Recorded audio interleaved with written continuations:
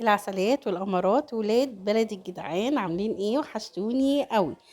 قبل ما نبدأ حلقتنا نصلي على النبي، وكل من ليه نبي صلي عليه. اللهم صلي وسلم وبارك عليك يا حبيبي يا رسول الله. بصوا بقى، انا قلت هعمل حبة مربى النهاردة.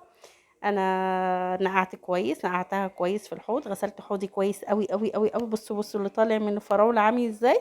غسلتها، نقعتها وغسلتها وقطعت اللي هو الوردية اللي فوق ديت، واغسلها كذا مرة عشان بيبقى منقوع فيها. هي اصلا الفراولة محطوطة في الرملة يعني. احمد ابني مشغل فيديوهات ومش مركزة. بصوا بقى، انا قلت بما اني النهاردة صاحية على حد بيحسدني وبيحقد عليا، فقلت اعمل حبة مربى طري على قلبي، ما بقاش هي والايه والهوى اللي احنا فيه ده.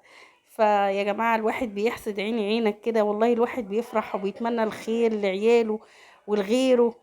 فالحمد لله. فبصوا بقى، انا نزلت السوق. صراحة انا مش بنزل السوق، فجوزي اللي جاب لي الفراولة.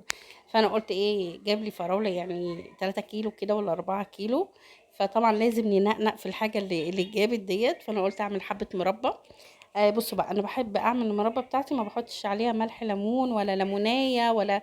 انا بحط سكر واوطي عليها خالص واسيبها مع نفسها تتسوى.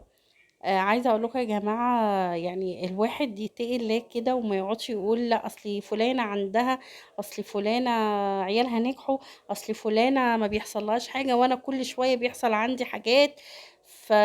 ده حاجه بتاعت ربنا يعني. انت ربنا بيديك حاجه، مثلا انا مانعها عني. يعني كل واحد ليه 24 قيراط لو حسبناهم، هنلاقي كل واحد ربنا عمره ما مقصر معاه في حاجه يعني. بصوا بقى، انا عماله ارغي المربى بتاعتي انا سايباها تستوي كده. قطعتيها كده اللي هي سمسمه، قطعتها عشان عايزه تبقى فيها حتت الفراوله، تبقى فيها حتت تاكل المربى كده وتبقى فيها حتت. هي مش كتير، انا مش عامله مربى كتير علشان تخلص واعمل غيرها. ما بحبش المربى الموجوده يعني. اللي بتبقى موجوده في البيت دي انا ما بحبش، بحب تخلص واعمل تاني. يعني هي سهله، ما فيهاش اي افتكاسه يعني. قطعت الفراوله وحطيت عليها السكر وسبتها على النار، وحطيت عليها يعني حاجه بسيطه خالص. سلام، مع السلامه. ما تنسوش اللايك والاشتراك.